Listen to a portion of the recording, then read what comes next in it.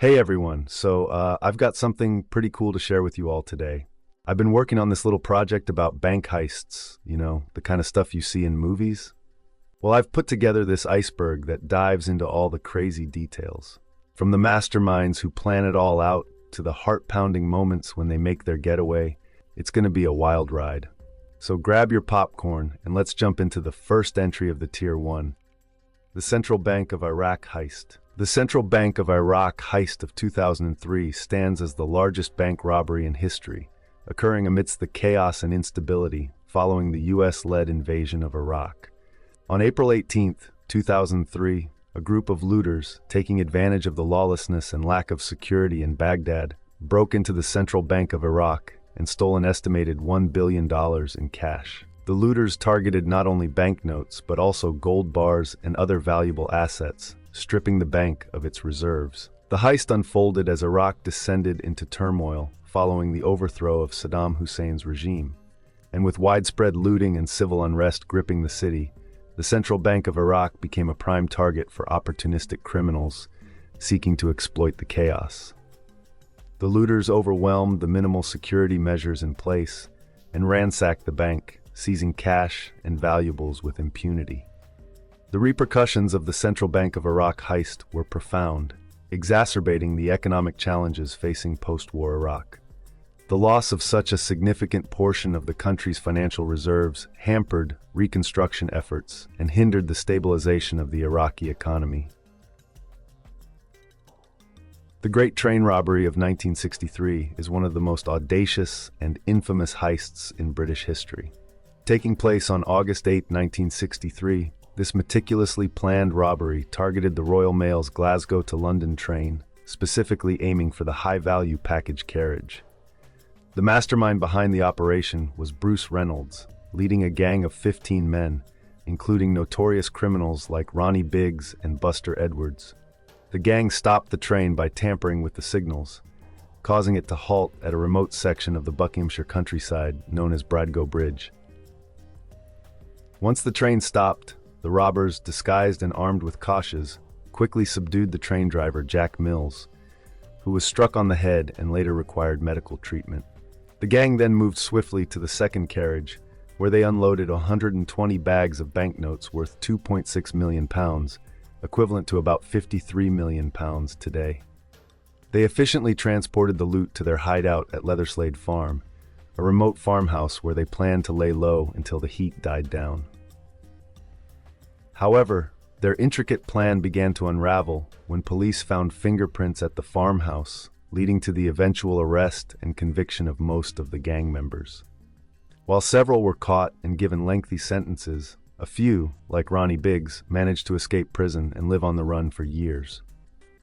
The Great Train Robbery remains legendary, not just for the sheer amount stolen, but for the combination of careful planning, physical daring, and the subsequent dramatic escapes and captures that captivated the public and inspired countless books, films, and television adaptations. The Isabella Stewart Gardner Museum heist, executed in the early hours of March 18, 1990, stands as the largest art theft in history, leaving a trail of intrigue and unanswered questions. Two men disguised as Boston police officers gained entry into the museum by convincing the night security guards they were responding to a disturbance call. Once inside, they overpowered the guards, handcuffing and duct taping them in the museum's basement. The thieves then had free rein to roam the museum, spending a total of 81 minutes selecting and cutting artworks from their frames. They stole 13 pieces, including invaluable works such as Vermeer's The Concert, one of only 34 known Vermeer paintings, and Rembrandt's The Storm on the Sea of Galilee, his only known seascape. Other notable pieces taken included Degas sketches and an ancient Chinese gu. The estimated total value of the stolen art is around $500 million. Despite extensive investigations and multiple theories, the artwork has never been recovered. The museum, to this day, offers a $10 million reward for information leading to the recovery of the stolen items. Over the years, various suspects have been suggested, ranging from local Boston criminals to international art thieves, but no concrete evidence has ever surfaced. The theft remains a tantalizing mystery, compounded by the eerie sight of the empty frames that still hang in the museum, left as a reminder of the lost masterpieces and the audacity of the heist. The Hatton Garden heist, which unfolded over the Easter weekend of 2015, targeted London's renowned jewelry district. The heist was executed by a group of elderly career criminals, dubbed the Bad Grandpas, due to their advanced ages, ranging from late 50s to early 80s. The gang meticulously planned the operation for several months, drilling through a thick concrete wall to gain access to the vault of the Hatton Garden Safe Deposit Company, located in the heart of London's Diamond District. Using heavy-duty power tools, including a Hilti DD350 diamond coring drill, carved a hole through the reinforced concrete wall over the course of several days. Once inside the vault, the robbers looted safety deposit boxes, seizing an estimated £14 million worth of cash, jewelry, and other valuables. However, their success was short-lived, as the police eventually tracked down and arrested most of the gang members. Despite their advanced age, the perpetrators were given hefty prison sentences. The Antwerp diamond heist of 2003 ranks among the most sophisticated heists in history, targeting the Antwerp Diamond Center, a highly secure vault in the heart of Belgium's Diamond District. The heist was planned and executed by a group of Italian thieves, led by Leonardo Notarbartolo. The criminals gained access to the vault by renting an office space in the same building and then disabling the security system over the course of several months, using sophisticated equipment to bypass the complex array of alarms, motion detectors, and magnetic locks. On the weekend of February 15-16, 2003, they put their plan into action, breaking into the vault and making off with an estimated $100 million worth of diamonds, gold, and other precious gems. The thieves left behind few clues, and the stolen goods were never fully recovered. Notarbartolo was eventually caught and convicted, but many questions remain unanswered about the fate of the stolen diamonds and the possible involvement of other individuals or organizations in the heist. The Lufthansa heist, immortalized in popular culture by its portrayal in the movie Goodfellas, was a robbery that took place at John F. Kennedy International Airport in New York City on December 11, 1978. Orchestrated by notorious mobster James "Jimmy the Gent" Burke, along with the help of associates from the Lucchese crime family, the heist targeted the cargo terminal of Lufthansa, a German airline. The plan involved stealing cash and jewelry from the vaults, being used to temporarily store the airline's earnings over the busy holiday season. The heist was executed with military precision, with the perpetrators gaining access to the cargo terminal by using insider information and a stolen key. Once inside, they restrained the airport staff at gunpoint and unloaded approximately $5 million in cash and nearly $1 million in jewelry, making it one of the most lucrative robberies of its time. However, the aftermath of the heist was marred by violence and betrayal, as several of the participants were murdered in the ensuing months to prevent them from talking to the authorities or keeping a larger share of the loot. Despite extensive investigations by law enforcement agencies, many of the stolen items were never recovered, and only a fraction of the perpetrators were ever brought to justice. The Banco Central burglary, Fortaleza, Brazil, 2005. The heist was masterminded by a group of thieves led by Antonio Jusivan Alves das Reis, known as Toninho Tênis Pé Grande, Bigfoot Sneakers Tony, and his brother-in-law, Marcos Rogério de Almeida. The criminals rented a property next to the Banco Central branch and spent 3 months digging a tunnel stretching 78 meters, 256 feet, from the rented house to the bank's vault. The tunnel was well constructed with reinforced walls and equipped with lighting and ventilation systems to facilitate their operation. On the weekend of August 7, 2005, the thieves successfully broke into the bank vault, bypassing its security systems and making off with approximately $160 million, about $70 million USDs at the time. The stolen cash was primarily in Brazilian reais, making it difficult to trace. The heist shocked the nation and drew international attention due to its scale and sophistication. Despite extensive investigations by Brazilian authorities, only a fraction of the stolen money was recovered, and many of the perpetrators managed to evade capture for years. The Northern Bank robbery, which occurred in Belfast, Northern Ireland in 2004, is one of the largest cash robberies in British history, orchestrated by the Provisional Irish Republican Army, IRA. On December 21, 2004, a group of armed men abducted the families of two bank officials, forcing the officials to help them gain access to the bank's cash center. The robbers then spent hours loading millions of pounds sterling into waiting vehicles. The stolen cash amounted to approximately 26.5 million. The robbery caused widespread shock and led to significant political repercussions in Northern Ireland, with accusations of IRA involvement. However, no individuals were ever convicted specifically for the robbery itself.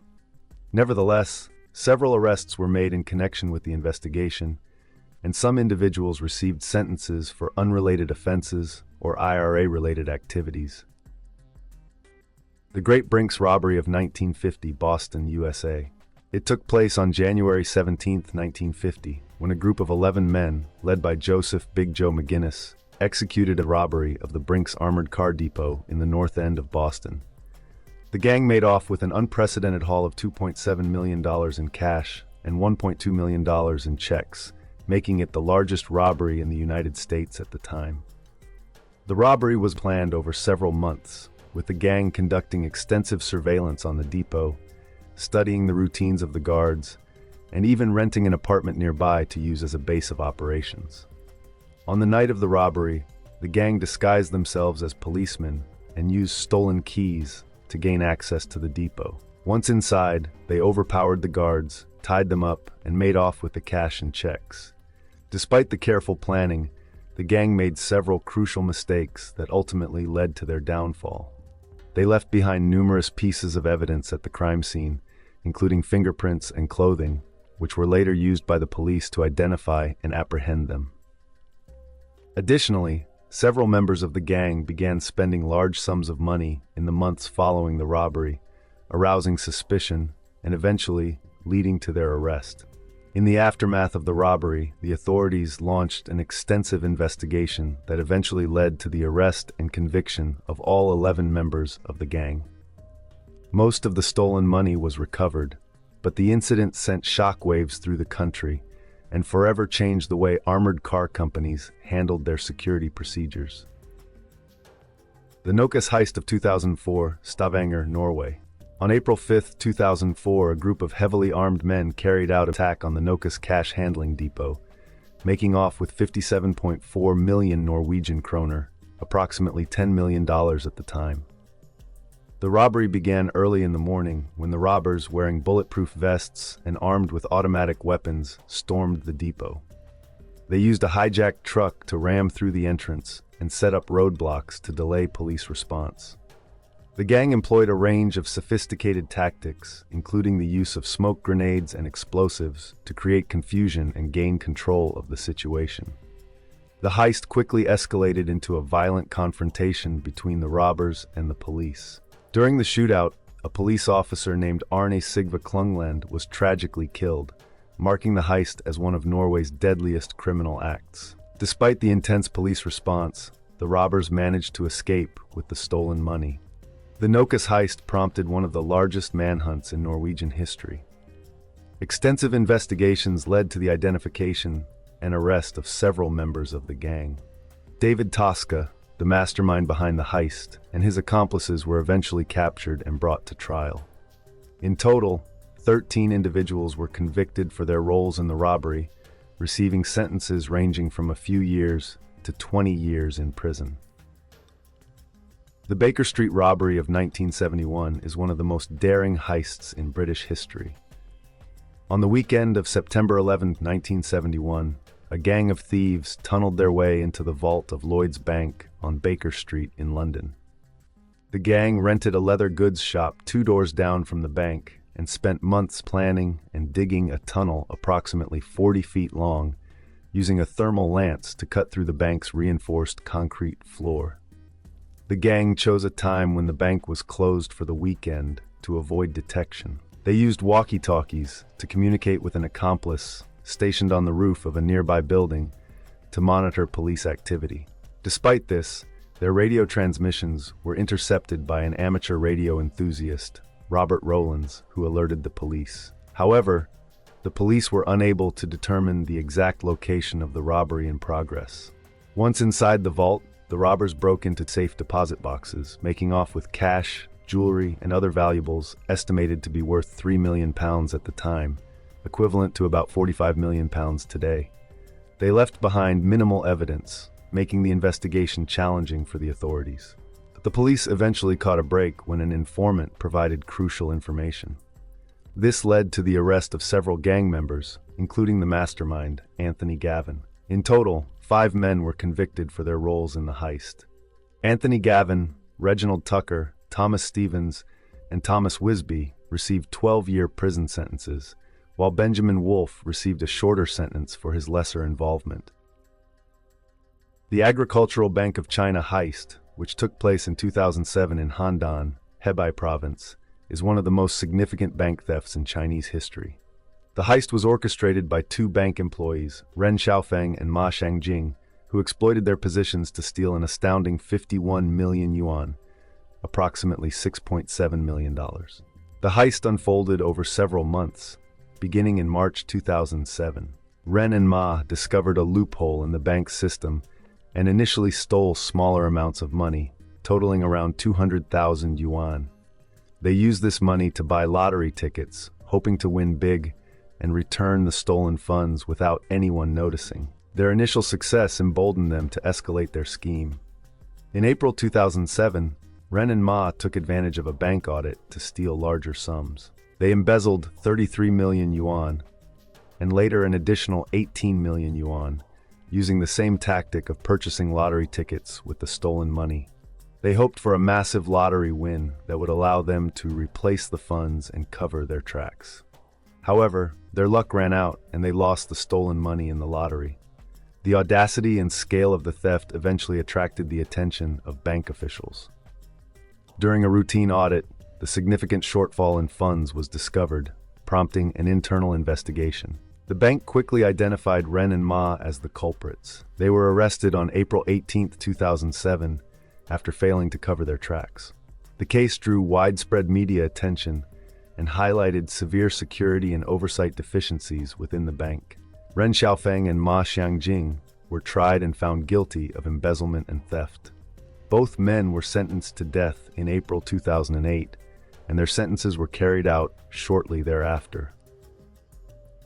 The Securitas Depot robbery, February 21, 2006, Tunbridge, Kent, England, involved a gang of armed robbers who abducted the depot manager and his family, using them as leverage to gain access to the cash depot. The robbery began the evening before, when the depot manager, Colin Dixon, was stopped by what appeared to be an unmarked police car. The officers were actually members of the gang in disguise. They handcuffed and blindfolded Dixon, taking him to a remote farm. Meanwhile, other gang members, posing as police, visited Dixon's home and kidnapped his wife and young son, taking them to the same farm. With Dixon and his family held hostage, the robbers forced him to cooperate. Early the next morning, Dixon was driven to the Securitas depot, where he was compelled to let the gang inside. Once inside, the robbers, wearing balaclavas and armed with AK-47 assault rifles and other weapons, overpowered and restrained 14 employees. The gang meticulously loaded cash into a 7.5-ton truck, ultimately stealing £53 million, approximately $92 million at the time.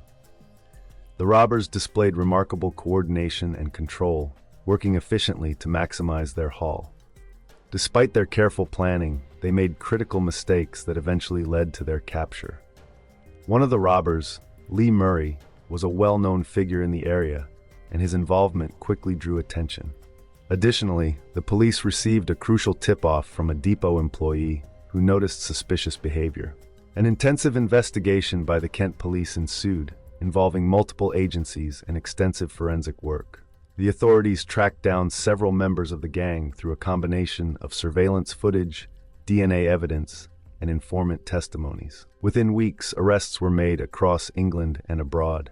Key figures in the robbery were brought to justice. Lee Murray, believed to be the mastermind, fled to Morocco but was eventually captured and sentenced to 25 years in a Moroccan prison. Other gang members received lengthy prison sentences as well. For instance, Roger Cutes, the inside man at the depot, was sentenced to 30 years, while Emir Heisenaj, another key participant, received a 20-year sentence.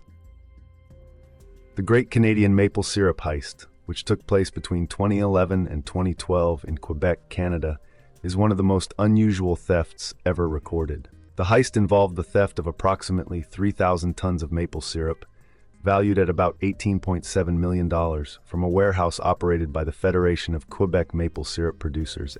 The stolen syrup constituted about 10% of Quebec's annual production, highlighting the magnitude of the crime. The FPAQ, often referred to as the OPEC of maple syrup, controls the supply and pricing of maple syrup in Quebec, which produces around 70% of the world's supply. The syrup was stored in a large, unguarded warehouse in St. Louis de Blanford. Thieves took advantage of the lax security and conducted the theft over several months, siphoning syrup from barrels and replacing it with water to avoid detection. The heist was discovered during a routine inventory check in July 2012, when inspectors noticed some barrels were unusually light and sticky.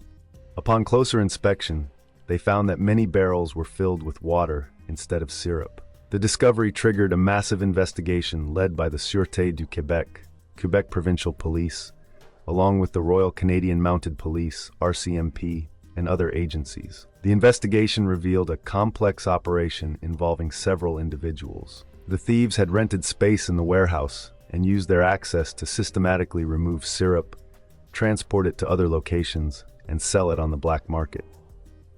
The syrup was often mixed with legitimate syrup to disguise its origin, making it difficult to trace. In December 2012, police arrested 17 individuals involved in the heist. Key figures included Richard Valliere, who was identified as the ringleader, and Sébastien Jutras, a trucker who helped transport the stolen syrup.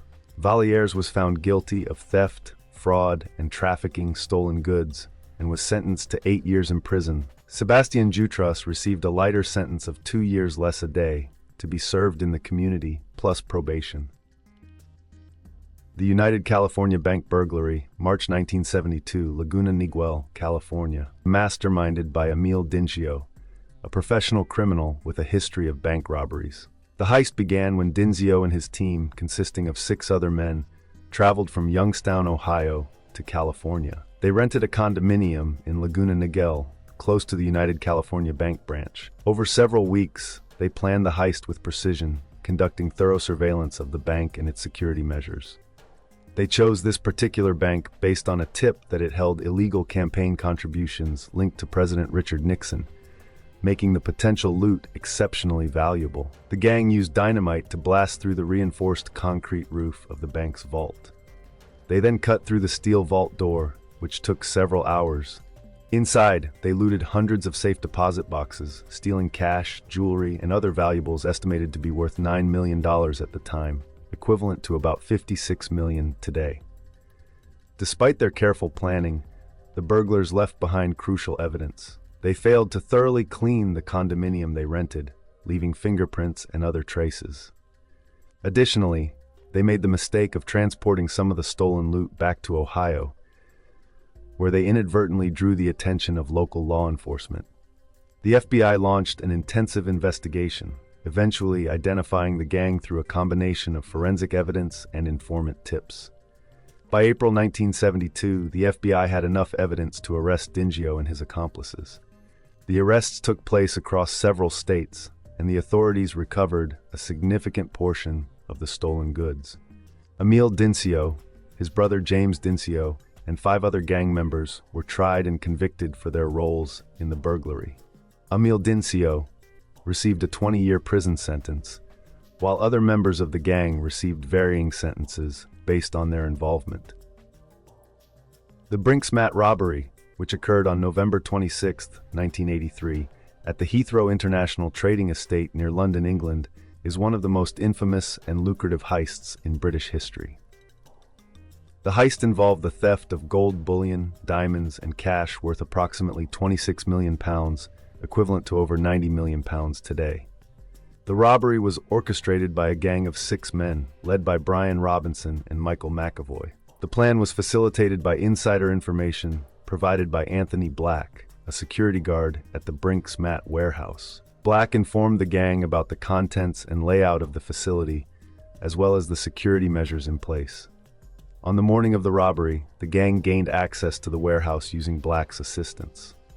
They overpowered the guards, tied them up, and doused them with petrol, threatening to set them on fire if they did not cooperate. The robbers then used a key provided by Black to access the main vault. Inside, they discovered 3 tons of gold bullion, far more than they had anticipated, along with diamonds and cash. The gang loaded the gold into a van and made their escape. The sheer volume and weight of the loot presented a significant logistical challenge. The robbers quickly realized that laundering the gold would require careful planning and substantial resources. They sought the assistance of Kenneth Noy and John Palmer, who had connections in the criminal underworld and expertise in smelting and selling the gold. The laundering operation involved melting down the gold and recasting it to obscure its origins. Despite their efforts, the gang's activities attracted attention. The police launched a massive investigation, and within days they arrested several individuals linked to the heist. In January 1985, Kenneth Noy was caught with gold bars from the robbery and subsequently convicted of conspiracy to handle the Brinks Mat gold, receiving a 14-year sentence. John Palmer was also implicated, but was acquitted at trial, though he was later convicted of unrelated crimes. Brian Robinson and Michael McAvoy were apprehended, tried, and convicted for their roles in the robbery. Both received 25-year prison sentences. Anthony Black, the insider, was sentenced to 6 years in prison for his role in the heist. Despite the arrests and convictions, a significant portion of the stolen gold was never recovered. It is believed that much of it was smuggled out of the country and laundered through various criminal enterprises. The Dar es Salaam Bank Heist, Baghdad, Iraq, July 2007. The heist involved the theft of $282 million from the Dar es Salaam Investment Bank, making it one of the largest bank robberies ever recorded. The robbery occurred under highly suspicious circumstances, contributing to the enduring mystery and speculation surrounding the case. The heist was discovered on July 11, 2007, when employees arrived at the bank to find that the vault had been emptied. Remarkably, there were no signs of forced entry, leading investigators to believe that the robbery was an inside job. Suspicion quickly fell on 2 or 3 of the bank's guards, who had disappeared around the same time as the robbery. These guards had access to the vault and the bank's security systems, making them prime suspects. However, in the chaos and lawlessness that characterized Baghdad at the time, tracking down the culprits and recovering the stolen money proved to be a daunting task. The heist took place during a period of intense conflict and instability in Iraq following the US-led invasion in 2003. The security situation in Baghdad was precarious, with rampant crime and corruption. This environment provided a perfect cover for the robbers to execute such a large-scale theft without immediate detection or interference. Despite an extensive investigation by Iraqi authorities, aided by international experts, the case remains largely unsolved. The missing guards were never found, and the whereabouts of the stolen $282 million remain unknown. Various theories have been proposed about the involvement of local militias, corrupt officials, or even international crime syndicates, but concrete evidence has been elusive. The Banco Rio robbery, which took place on January 13, 2006, in Buenos Aires, Argentina, is considered one of the most ingenious bank heists in history. Resulted in the theft of an estimated $20 million in cash, valuables, and jewelry from safety deposit boxes. The heist began when a group of robbers, disguised as customers and armed with toy guns, entered the Banco Rio branch in the Acasuso district of Buenos Aires. They took 23 hostages and made it appear as though they were engaging in a traditional bank robbery. The robbers negotiated with the police for several hours, demanding pizza and soda for the hostages and creating a diversion. Meanwhile, a different part of their plan was unfolding underground. The gang had secretly dug a 15-meter, 50-foot tunnel from a nearby storm drain to the basement of the bank. As the standoff continued above ground, some of the robbers worked below, breaking into the bank's vault and safety deposit boxes. They used sophisticated tools to open the boxes and methodically emptied them of their contents. After several hours, the robbers appeared to be preparing to surrender. They told the police that they would release the hostages and give themselves up. However, when the police finally stormed the bank, they found the robbers had vanished. The gang had used the tunnel to make their escape, leaving behind a note that read, "In a neighborhood of rich people, without weapons or grudges, it's just money, not love." The police were initially baffled by the heist, but their investigations eventually led to several arrests. The mastermind of the robbery, Fernando Araujo, and other key members, including Luis Mario Vitet Solans, were captured and brought to trial. Araujo was sentenced to 14 years in prison, while Vitet, known as the man in the gray suit for his disguise during the robbery, received a 21-year sentence. Several other gang members received varying sentences based on their involvement. Despite the arrests, not all of the stolen loot was recovered. The heist captivated the public and media, leading to comparisons with Hollywood movies due to its audacity, the clever use of misdirection, and the dramatic escape. The Russian bank cyber heist, also known as the Carbanak cyber attack, is the most sophisticated and extensive cybercrime ever recorded. It targeted financial institutions worldwide and resulted in the theft of hundreds of millions of dollars over several years. The cyber attack began in late 2013 when hackers, believed to be based in Russia, infiltrated the computer systems of numerous banks and financial institutions around the world. The attackers used advanced malware, known as Carbanak, to gain access to the bank's networks and compromise their security measures. Once inside the systems, the hackers employed a variety of techniques to steal money. They manipulated bank records to inflate account balances, transferred funds to fraudulent accounts, and even programmed ATMs to dispense cash at specific times when members of the criminal gang would be waiting to collect it. The scale and complexity of the cyber attack were unprecedented, and the hackers continuously adapted their methods to evade detection. They targeted banks in over 30 countries, including the United States, Russia, Japan, and European nations, resulting in losses totaling hundreds of millions of dollars. The Bank of America heist of 1997, California, USA. On the morning of July 29, 1997, a group of heavily armed thieves ambushed a Bank of America branch in North Hollywood. Wearing body armor and wielding assault rifles, they confronted security guards and police officers, engaging in a fierce shootout that lasted for nearly half an hour. The robbers had meticulously planned the heist, timing their attack to coincide with the bank's cash delivery. They arrived in two vehicles, one of which was modified to resemble a police car. The thieves used high-powered weapons to intimidate and overpower the bank's security personnel, creating chaos and confusion. During the shootout, the robbers fired hundreds of rounds of ammunition, indiscriminately spraying bullets at police officers and civilians. The intense gunfire shattered windows, punctured car tires, and sent bystanders diving for cover.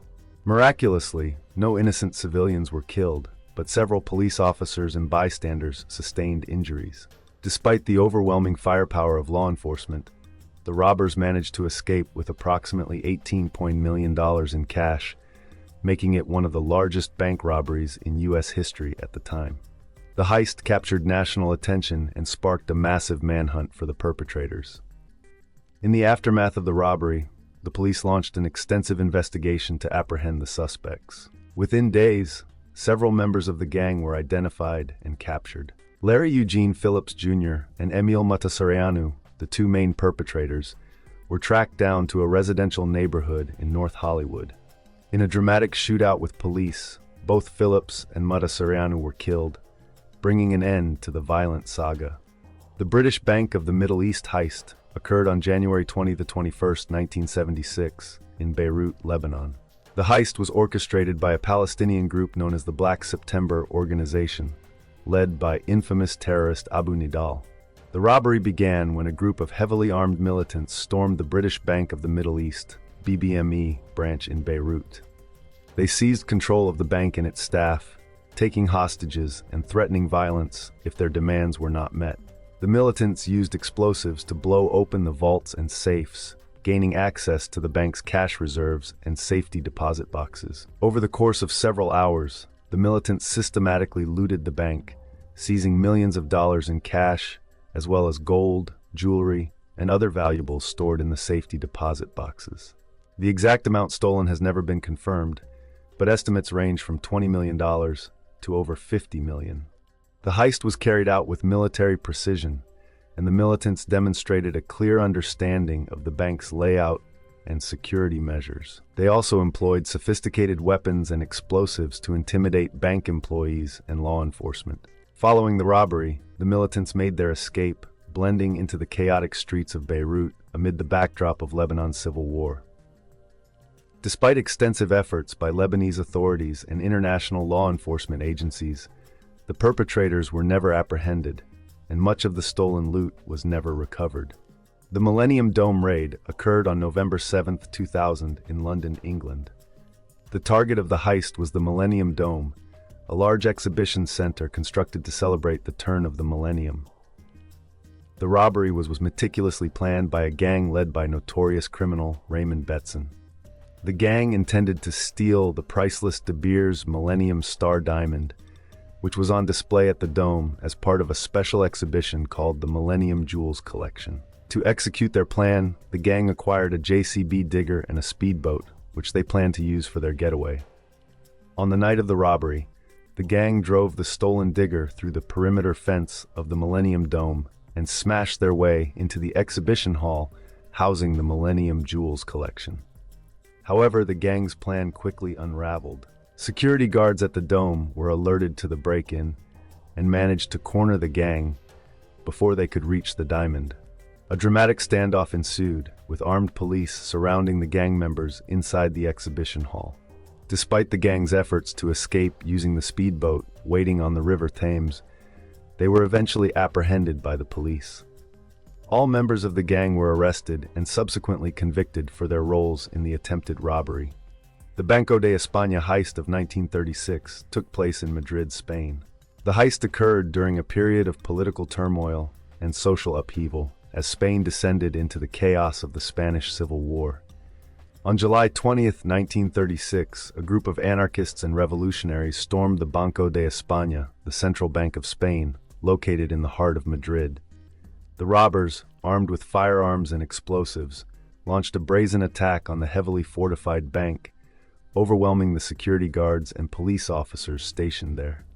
The assailants breached the bank's defenses and seized control of the building, taking employees and customers hostage. They then proceeded to ransack the vaults, looting vast quantities of gold bullion, cash, and other valuables stored within.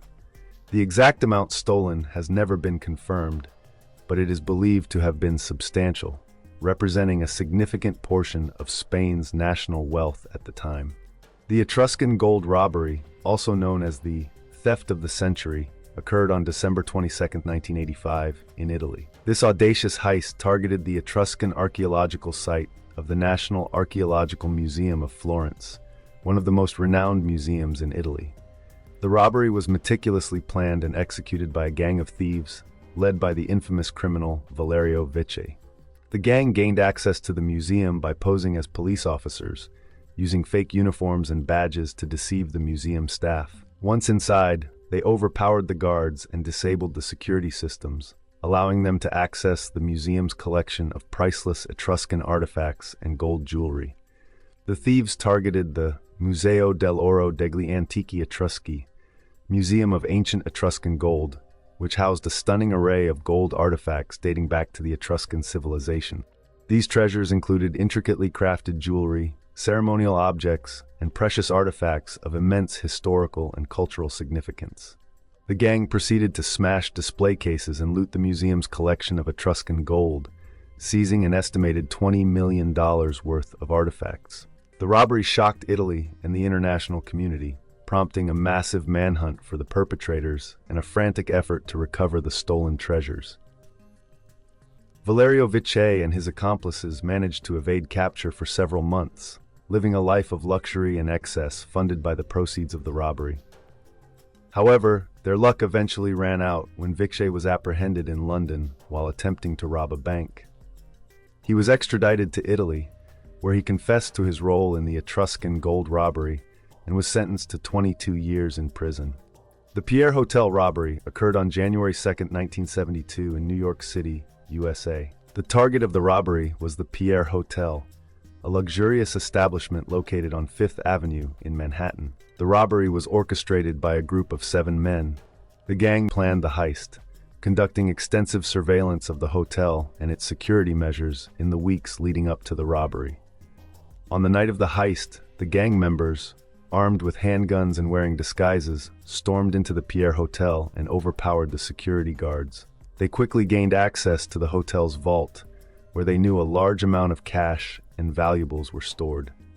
The robbers seized approximately $4 million worth of cash, jewelry, and other valuables from the hotel's vault, making it one of the largest hotel robberies in history at the time. The gang then made their escape, disappearing into the bustling streets of New York City before the police could arrive. Despite extensive efforts by law enforcement to track down the perpetrators, the Pierre Hotel robbery remains unsolved to this day. The stolen loot was never recovered, and the identities of the robbers remain unknown. The Great Gold Robbery took place on May 15, 1855. The robbery targeted a train transporting gold bullion from London to Paris, operated by the Southeastern Railway Company.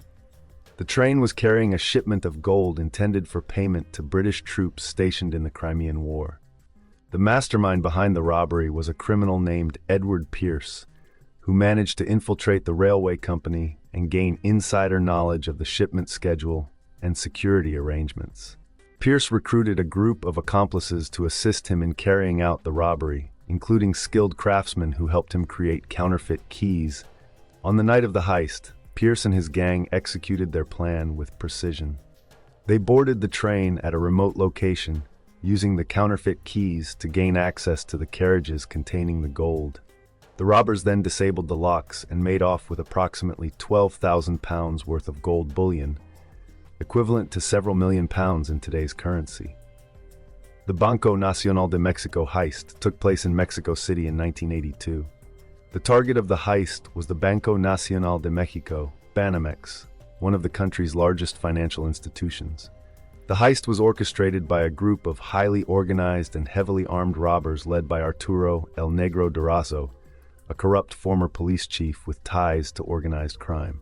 Durazo and his accomplices planned the robbery, exploiting weaknesses in the bank's security systems and using insider information to maximize their chances of success. On the day of the heist, the robbers launched a brazen assault on the Banamex branch, storming the building with automatic weapons and grenades. They quickly overwhelmed the bank's security guards and seized control of the premises, rounding up employees and customers at gunpoint. Once inside, the robbers forced bank employees to open the vaults and hand over cash and valuables. They loaded the stolen loot into waiting vehicles and made their escape before law enforcement could respond. The Banco Nacional de Mexico heist was a spectacular success for the robbers, netting them an estimated $20 million in cash and valuables. However, their victory was short-lived, as Mexican authorities launched a massive manhunt to apprehend the perpetrators and recover the stolen assets. Arturo Durazo and several members of his gang were eventually captured and brought to justice. Durazo was convicted of numerous crimes, including embezzlement, corruption, and involvement in organized crime. He was sentenced to prison, where he died in 2000. The Ismailia Palace robbery of 1920 in Baku, Azerbaijan, is a fascinating episode set against the backdrop of political upheaval and revolution. The heist took place during the chaotic period following the Russian Revolution, when the region was experiencing significant turmoil and instability. Ismailia Palace, an architectural marvel built in the early 20th century, was originally constructed as the headquarters of the Muslim charity society, Ismailia.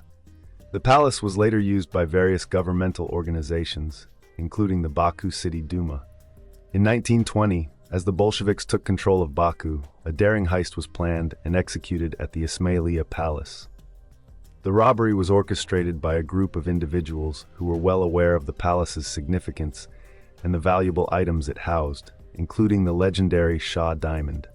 This enormous and historically significant diamond was one of the largest and most famous in the world, making it a prime target for the robbers. The Stockholm Norrmalmstorg robbery took place from August 23 to 28, 1973, in Stockholm, Sweden, is not only one of the most famous heists in history, but also the event that gave rise to the term Stockholm Syndrome. This psychological phenomenon describes hostages developing positive feelings toward their captors, sometimes even defending them after the ordeal is over. The drama began when Jan Erik Olsson, a convicted criminal who was on leave from prison, entered the Credit Bank at Norrmalmstorg Square in Stockholm. Armed with a submachine gun and explosives, Olsson took 4 bank employees hostage: Birgitta Lundblad, Elisabeth Oldgren, Christine Enmark, and Sven Sefström. He demanded the release of his friend and fellow convict, Clark Olofsson, who was subsequently brought to the bank by the authorities. Olsson and Olofsson fortified their position inside the bank vault, using the hostages as human shields. For the next 6 days, a tense standoff ensued between the robbers and the police. During this time, the hostages began to develop a bond with their captors. They felt more threatened by the police's actions and feared that a rescue attempt might result in their harm. Christine Enmark even pleaded with Prime Minister Olof Palme, expressing her trust in the captors over the authorities. The robbers treated the hostages relatively well, which helped to solidify this bond. They allowed the hostages to call their families, provided food, and even comforted them. This unusual situation captured the attention of the media and the public, turning it into a national and international spectacle. The standoff ended on August 28th when the police used tear gas to force Olsson and Olofsson out of the vault. Remarkably, none of the hostages were harmed, and both robbers were apprehended and taken into custody. The hostages later testified in favor of their captors, further baffling the authorities and the public. Jan Erik Olsson was sentenced to 10 years in prison for the robbery, while Clark Olofsson's previous sentence was extended. The psychological phenomenon observed during this event was named Stockholm Syndrome by criminologist and psychiatrist Niels Bejerot, who was involved in the case. The Dresden Green Vault heist, which took place on November 25, 2019, is one of the most significant art and jewelry thefts in recent history. The Green Vault, located in the Dresden Castle in Germany, houses one of the world's oldest and most renowned collections of treasures, dating back to the early 18th century. The heist resulted in the loss of priceless artifacts and highlighted vulnerabilities in museum security. In the early hours of the morning, a group of highly organized thieves executed a planned robbery. The heist began with the cutting of a power supply, plunging the surrounding area into darkness and disabling the museum's security systems. The thieves then used a ladder to break into a window of the Green Vault and gained access to the jewel room. Inside the jewel room, the robbers smashed display cases and made off with an estimated 21 pieces of jewelry adorned with diamonds, rubies, emeralds, and sapphires. Among the stolen items were the famous 49-carat Dresden White Diamond and the Polish Order of the White Eagle, a heavily jeweled breast star. The stolen artifacts are considered not only highly valuable, but also irreplaceable due to their historical significance. The heist was completed within minutes, demonstrating the precision and coordination of the thieves. Despite extensive security measures, including surveillance cameras, the robbers managed to evade immediate capture and disappeared into the night. The entire operation was captured on video, showing the masked intruders at work, but their identities remained unknown for some time. The heist prompted an extensive investigation by German authorities. They released footage of the robbery to the public and offered a substantial reward for information leading to the capture of the thieves.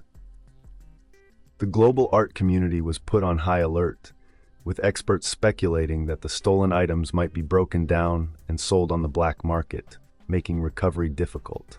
In November 2020, after a year of investigation, police arrested several suspects believed to be part of an organized crime family known as the Remo clan. These arrests were part of a series of coordinated raids in Berlin. The suspects were charged with aggravated gang robbery and arson, among other crimes. The Dunbar armored robbery, which occurred on September 12, 1997, in Los Angeles, California, is renowned as the largest cash heist in the history of the United States. Orchestrated by Alan Pace III, a regional safety inspector for Dunbar Armored, the robbery netted an astonishing $18.9 million in cash. Pace, who had intimate knowledge of the security protocols and layout of the Dunbar facility, planned the heist for months. He recruited 5 childhood friends to assist in the operation: Eric Damon Boyd, Eugene Lamar Hill, Freddie Lynn McCrary, Thomas Lee Johnson, and Terry Wayne Brown. Pace's inside information and detailed planning were crucial to the success of the heist. On the night of the robbery, Pace and his crew converged on the Dunbar facility after disabling the security cameras. They timed their entry to coincide with a shift change, ensuring minimal resistance. Pace used his knowledge of the building to navigate through the security system undetected, leading his crew directly to the vault. Inside, they subdued the guards and began loading cash into a waiting U-Haul truck. Pace had planned the heist to the last detail, even knowing which bags of cash had the highest denominations to maximize their haul. The robbers wore gloves and ski masks to avoid leaving behind any evidence that could link them to the crime. The heist was executed with remarkable efficiency, and the crew managed to escape without setting off alarms or encountering law enforcement. The stolen cash was then carefully laundered and hidden, with each member of the gang receiving a share of the loot. The crew might have gotten away with the heist, but their downfall came from a single mistake. Eugene Lamar Hill, one of the conspirators, used some of the stolen cash to purchase real estate. The serial numbers on the bills linked the money back to the Dunbar heist, leading to his arrest. Hill quickly confessed and implicated the others. Alan Pace III, the mastermind behind the heist, was arrested and charged along with his accomplices. In 2001, Pace was sentenced to 24 years in prison. His co-conspirators received various sentences based on their involvement and cooperation with the authorities. Despite their initial success, a significant portion of the stolen money was recovered during the investigation. The Harry Winston heist occurred on December 4, 2008 in Paris, France. The heist took place at the Harry Winston jewelry store located on Avenue Montaigne, a prestigious shopping street known for its luxury boutiques. The robbery was executed by a group of 4 men who were exceptionally well prepared and organized. Disguised as women, complete with wigs and women's clothing, the robbers entered the store shortly before closing time.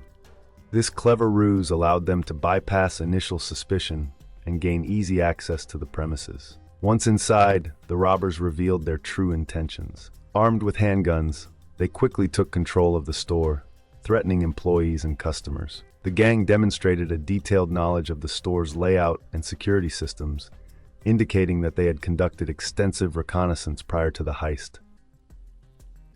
They addressed several of the staff members by their first names, which added to the fear and confusion. The robbers then proceeded to loot the store, smashing display cases and grabbing high-value items. In a remarkably short time, they managed to steal approximately 80 million euros, around $102 million worth of diamonds, rubies, emeralds, and other precious stones. The heist was executed with such speed and efficiency that it was over in just under 15 minutes. But the robbers did leave behind some clues. Surveillance footage captured images of the disguised thieves, and forensic evidence, including DNA, was recovered from the scene.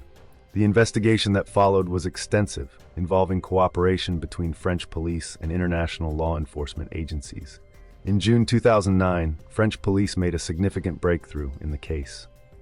They arrested 25 individuals suspected of being involved in the heist and part of a larger criminal network known as the Pink Panthers, a notorious gang responsible for a series of high-profile jewelry thefts around the world. Subsequent investigations and trials revealed the complex and highly organized nature of the group. Among those arrested was one of the key figures in the heist, a man named Arnaud Mimran. He and other accomplices faced various charges, including armed robbery and organized crime. In 2011, several of the robbers were convicted and received sentences ranging from several years to over a decade in prison. The Graff Diamonds robbery took place on August 6, 2009 in London, England. The robbery targeted the Graff Diamonds flagship store on New Bond Street, a luxurious establishment known for its exquisite and expensive pieces. The robbery was executed by two men, later identified as Raymond Betson and Amon Kassé. They were part of a larger organized crime network. In preparation, the robbers underwent significant changes to their appearance, including professional makeup and prosthetics, to disguise themselves effectively and avoid recognition. On the day of the robbery, the men entered the store posing as wealthy clients. Once inside, they drew handguns and took the staff and customers hostage. The robbers were highly aggressive and threatened the store employees to comply with their demands swiftly. They forced one of the female employees to fill bags with an array of valuable items, including rings, necklaces, and watches, all adorned with diamonds and other precious stones. The robbers managed to steal 43 pieces of jewelry, valued at an astonishing £40 million, approximately $65 million. The entire operation was executed with remarkable speed and efficiency, lasting only a few minutes before the robbers fled the scene in a blue BMW. They abandoned the car nearby and switched to a second vehicle, attempting to cover their tracks. Despite their elaborate preparations, the robbers left behind crucial evidence. Surveillance cameras captured clear images of the disguised men, and during the getaway, one of the robbers, Amon Kassé, fired a shot that shattered a glass door, leaving behind forensic evidence. Additionally, the robbers' disguises were not enough to prevent eventual identification. The Metropolitan Police launched a massive investigation involving over 50 officers and utilizing advanced forensic techniques. Within weeks, they had identified and arrested several suspects, including Betson and Kassé. The investigation also uncovered connections to a broader criminal network involved in planning and executing the heist. In 2010, Amon Kassé was convicted of armed robbery, kidnapping, and possession of a firearm. He was sentenced to 23 years in prison. Raymond Betson and other accomplices received similarly lengthy sentences for their roles in the heist. Despite the convictions, only a fraction of the stolen jewelry has been recovered, with the majority of the pieces likely having been broken down and sold on the black market. The Muzo Emerald Heist in 2019 in Bogotá, Colombia. Muzo, known as the Emerald Capital of the World, produces emeralds of exceptional quality and value, making it a prime target for thieves. On the night of April 8, 2019, a group of heavily armed men executed a daring heist at a secure facility in Bogotá that stored emeralds from the Muzo mines. The robbers, numbering around 10, arrived in multiple vehicles and stormed the building, taking the guards by surprise. The attackers were well prepared and coordinated, neutralizing the security systems and overpowering the guards without any resistance. Once inside, the thieves headed straight to the vault containing the emeralds.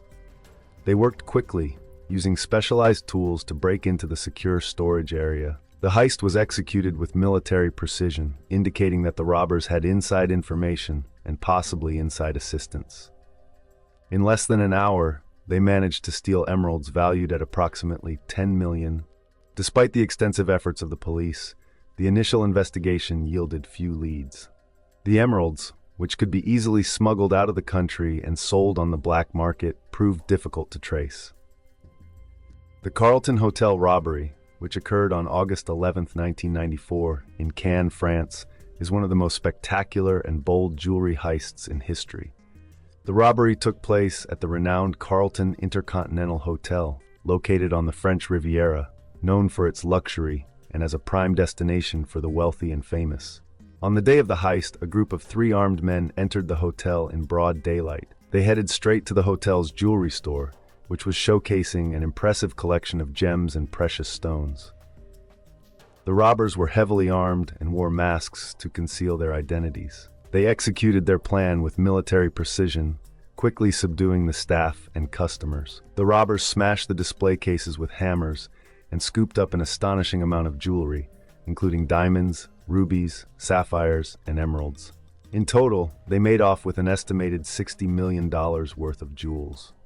The entire heist was carried out in less than 10 minutes, demonstrating the robbers' high level of planning and coordination. The robbery at the Carlton Hotel was notable not only for the sheer value of the stolen goods, but also for the brazenness of the act. In the following years, the investigation continued, and several suspects were eventually arrested.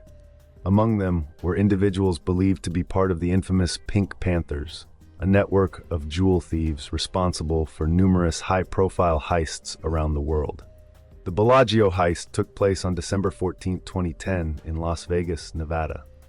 The heist was carried out by Anthony Carlio, who managed to steal approximately $1.5 million in casino chips from the Bellagio, one of the most famous casinos on the Las Vegas Strip. Carlio, the son of a Las Vegas municipal court judge, executed the heist with boldness and simplicity. He arrived at the Bellagio on a motorcycle, wearing a full-face helmet to conceal his identity.